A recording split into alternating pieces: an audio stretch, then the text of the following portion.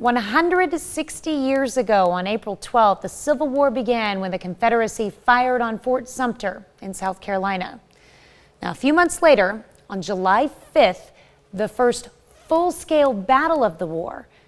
It happened right here in the four states. For our next Staycation, KOAM photojournalist Liam Mandelbaum takes us to the Battle of Carthage Civil War Museum, where history comes to life.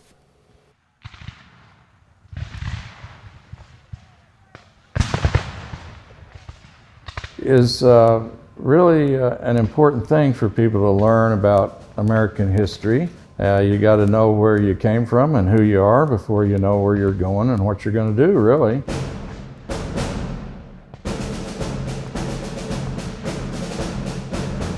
This is the Battle of Carthage Civil War Museum, considered to be one of, if not the first major land battle of the Civil War. I flat out encourage school groups that come and visit to remember one thing in particular, and that is we don't ever want to do this to our country again. That's the main deal.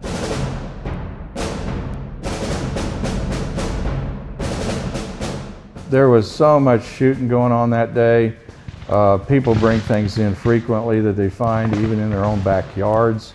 Most of the fighting took place in a rural setting, which is now along what we call Civil War Road, that began 9 miles north of town that morning of July 5th. You had 1,100 Union troops running into about 6,000 of their foes in the Missouri State Guard under the governor himself, who was trying to take the state into the Confederacy.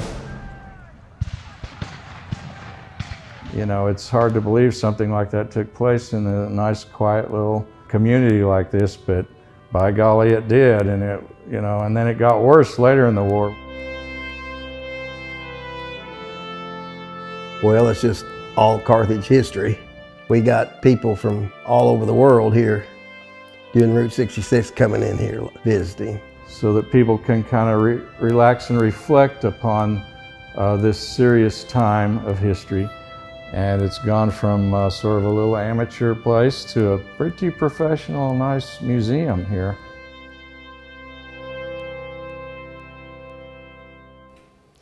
Museum is open to visitors Tuesday through Sunday. We'll have information on the hours and location of the museum on our morning show page at KOAMnewsnow.com. We'll be right back.